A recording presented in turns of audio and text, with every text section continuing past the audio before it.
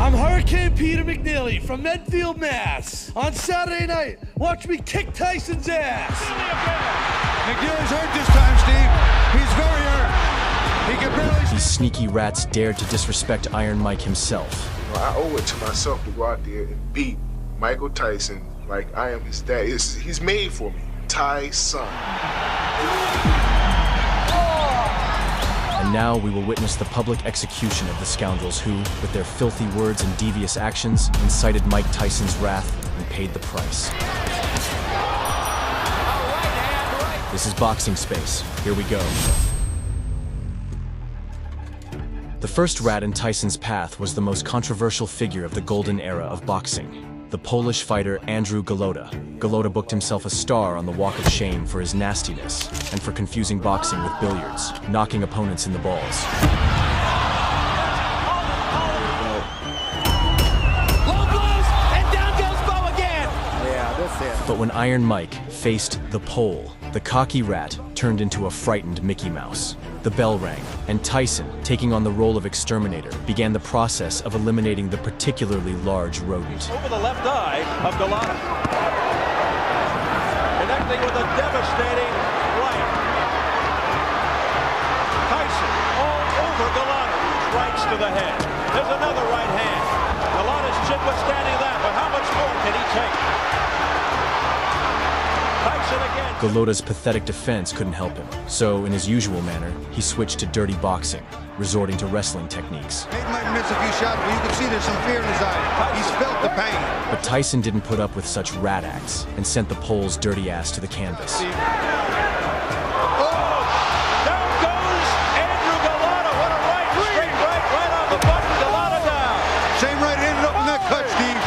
During the one-sided beating, Golota looked like a schoolboy desperate for the bell to save him from the teacher's punishment, and somehow he managed to escape. Afterwards, Golota got up and cowardly fled the ring, forever becoming a disgraceful stain on boxing. It's over! He's done it again! Golota quits! After he quits at the end of 2 rounds. Oh, look at that! Oh my goodness! Iron Mike Tyson. The second chapter of our story goes back to 1990, when at the forefront of the most fearsome heavyweight scalp collectors was Donovan Ruddock, better known as Razor. Not using his legs at all.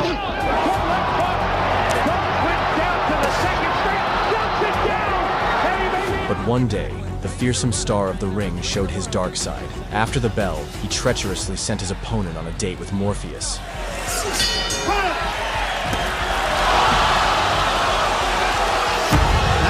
What's going to happen? He hit him after the bell. Next, with a sense of complete impunity, as he continued to climb the peak of the boxing Olympus, he arrogantly decided that he would easily dethrone Mike Tyson.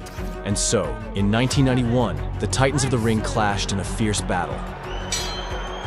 Round 1 scheduled for 12. From the very beginning, Razor shocked everyone, using his blades to tear into the legendary opponent. Well, he'd thrown a big punch. He stumbled after the punch. Richard Steele was referee 83 title fight. Uppercut and then the right hand over. Oh, nice hook. Here comes Razor Ruddock out of nowhere. A right hook. Again. A left uppercut by Razor Ruddock. That stunned Tyson. Now Tyson says no. Hit me again. As the bell sounds. But Iron Mike activated Berserk mode, unleashing his iron will and showering Ruddock with a barrage of punches. Action on his own. Short and Henry Tillman in his last an associate minister lets them know. Doesn't seem to care. A hard body punch by Integrity or his honesty. Up here for withstanding this kind of barrage. Oh, what a right by midway through the 4th. Tyson looking for that. Oh.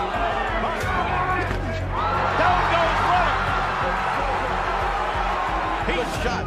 He just doesn't quite get there. There's a left by Ruddock. A left by Tyson, and down goes Ruddock. What a counterpunch. You can question his integrity or his honesty. A flurry. In the end, Tyson brutally punished the scoundrel and took his soul, sending him from the boxing Olympus to the Tartarus. Oh,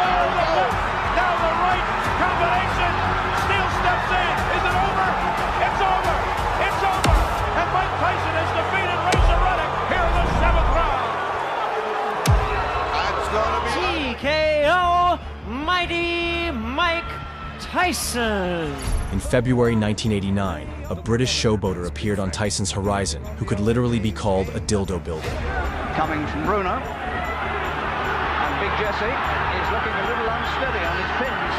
Oh my word, he's not... Frank Bruno is a dumb jock who allowed himself to insult and humiliate Mike in public. But I want to knock him out so good into Don King's lap and wipe him off the map because he's bad for boxing and his people are bad for boxing. I see myself knocking out Mike Tyson spectacularly, knocking him out. No way he's going to beat me. No way. Tyson, filled with rage, eagerly awaited the day when his foot would finally set foot in Sin City, so he could personally beat every ounce of rat-like filth out of Bruno with his own hands. Physique, 27 pounds heavier, almost 4 inches taller. From the very beginning of the fight, Tyson decided to remind everyone of his title as the baddest man on the planet. If he makes a mistake early, you can't fix it, Jim.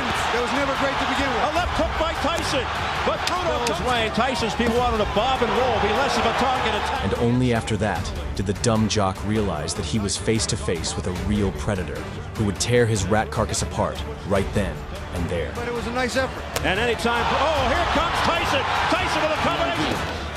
Oh, a left hook by Mike Tyson, flush on the face of Frank Bruno. Another left and a combination. So, the crafty scoundrel decided to resort to an unworthy tactic and turned the fight into a cuddle party. Put any efforts toward punching if he's just worried about holding. On Mike's side, he's not bobbing and weaving like he has. Maybe the nerves and the jitters, he may be settling in. Tyson looking to go back to work. But this cocky man only added fuel to Mike's raging fire, and in the next moment, the enraged Tyson plunged the scoundrel's consciousness into darkness. What Bruno expected. He said he's not looking for the Tyson who fought McGillian Mathis. Here's a combination uppercut by Tyson. Tyson laying it on, pouring it on. Down goes Bruno into the ropes. And it is all over. Thus, Mike made him humble forever.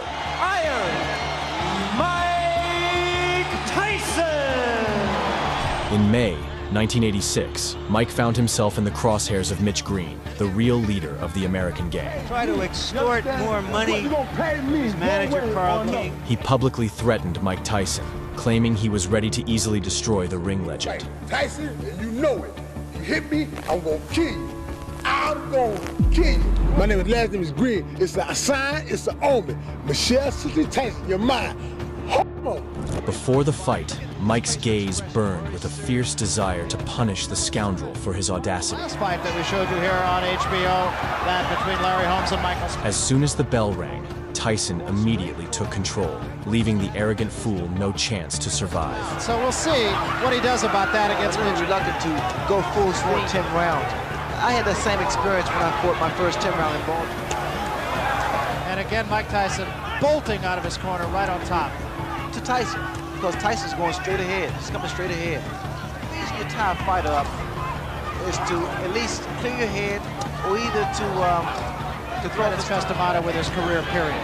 About the head. Eager to fully punish the scumbag, Mike decided to slowly and painfully beat the crap out of him, turning the ring into a true torture chamber. Can be learned in talking to some of the people he fought. Look at here. Just laughing at him. Getting any type of respect from Mike Tyson, mainly because he's not making a fist when he throws his punches. Good left. That was good. Let it go, say. And shot. I mean, Tyson there, good uppercut. Tyson had against Tillis, and what a shot! That is an awesome shot. That was just a jab. Thus, Mike brutally punished the gang leader. Here again. Oh, what a left hand. Another day in the classroom. Big left hand to end things. Mike Tyson. I didn't want to knock him out or anything. I wanted to put a lot of pressure on him and make him decide himself whether to give up or not. He wouldn't get knocked out. If he get hit on the chin, he can't see the punch, and he will say, oh, I didn't see the punch, I got knocked out. But 2 years later, Mitch decided to arrange an unofficial rematch, which took place right on the street. The gang leader showed up to face Tyson, determined to answer for his words. But Tyson, with a single punch, added a splash of red to Green's face.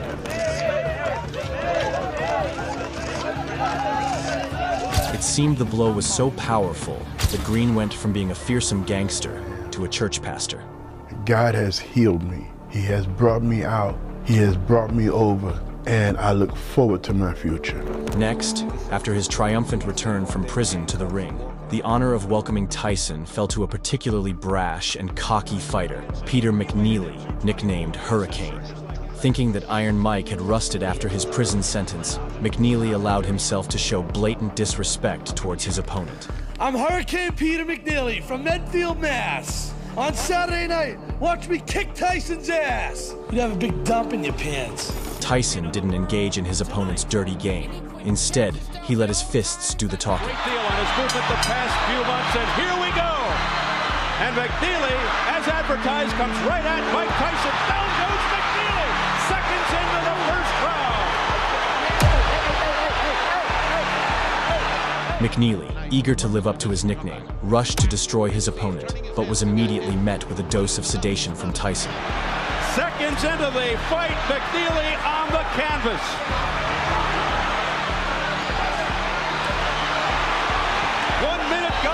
McNeely's already been down. I'll tell you what, Steve.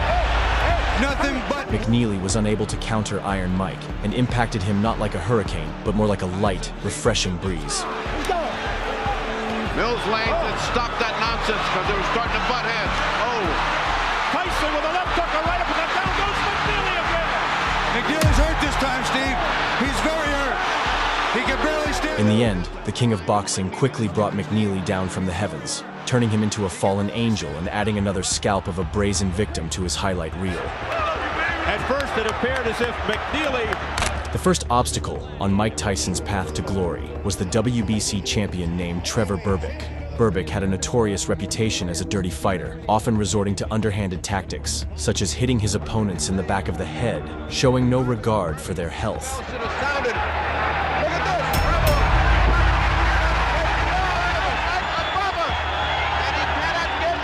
Moreover, he was known for sending Muhammad Ali into retirement, inflicting significant damage on the health of the greatest. They're just above us. Berbick is pounding everything in to level him. Always could take a punch, but now he's in trouble. Yep, he looks like he's in trouble. Trevor Berbick. Well, there you have it, Trevor Berbick. These reasons were more than enough for 20-year-old Mike to mercilessly tear Berbick apart in the ring. Easier said than done, but if he can, then he can be in the hunt. It's no surprise that the fight was called Judgment Day, as from the very start, Mike began delivering retribution with his fists, punishing Berbick. Big right hand. Tyson's punches even sound. Trevor Berbick, we should point out, has been down twice. There's another big shot by Tyson. Berbick in a heap of trouble. Down he goes. The punches are coming in such a succession that... But Berbick, attempting to show that his opponent's punches were harmless, allowed himself to taunt the baddest man on the planet, effectively signing his own death sentence.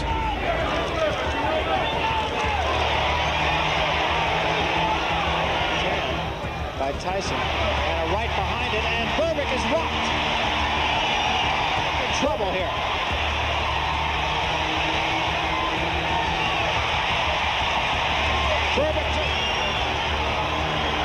But in the end, Tyson mercilessly punished the impudent fool for all his sins, causing Berbick to lose his sense of direction in the ring and making Tyson the youngest champion in the history of the heavyweight division. That was a right to the body and an uppercut to the head, and Berbick is down.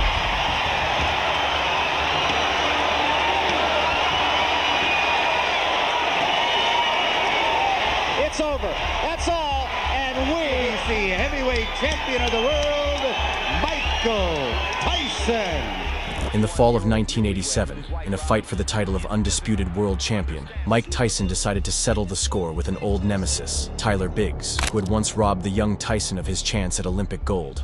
And so, 3 years later, the cocky Tyler was confident that he would once again take away his well-deserved world title, which is why he allowed himself to publicly humiliate Mike. You know, I owe it to myself to go out there and beat Michael Tyson like I am his dad. He's made for me.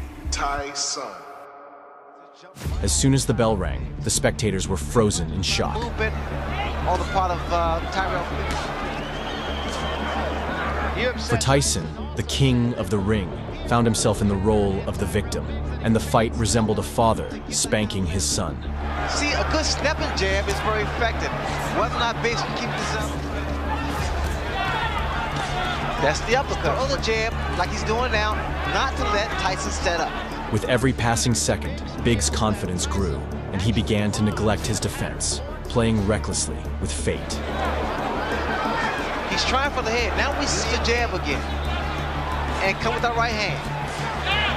That was a quick little overhand right by...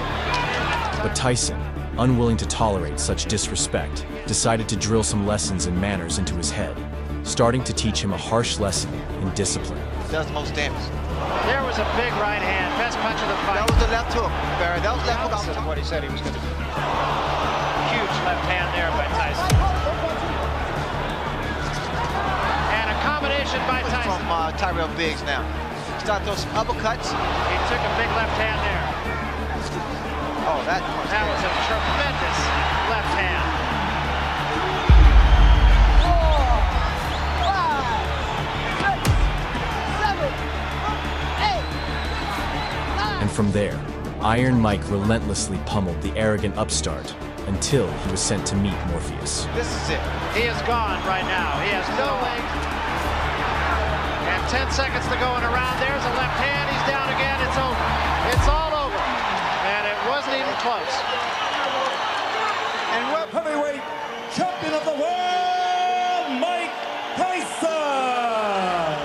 The final stop in our story was July 1987. Carl Williams, eager to make a name for himself, confidently proclaimed that he was superior to Tyson in every aspect. However, he failed to acknowledge that 17-year-old Mike was just starting his ascent in boxing, while 23-year-old Carl already had 11 professional fights. And the very next day, I came in the gym with a different attitude towards him.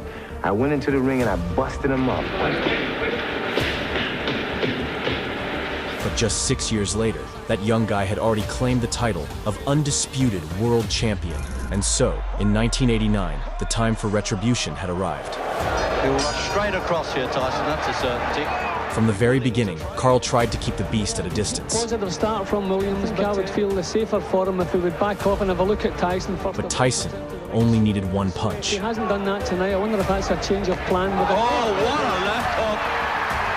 Well, he certainly wasn't cold, Jim. In fact, it looks like Carl Williams has been knocked cold in the first round.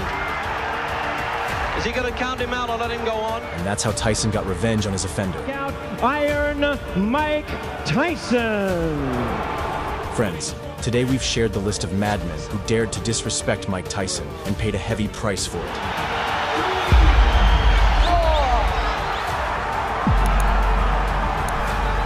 So, respect Mike Tyson. Boxing Space was with you. Thanks for watching.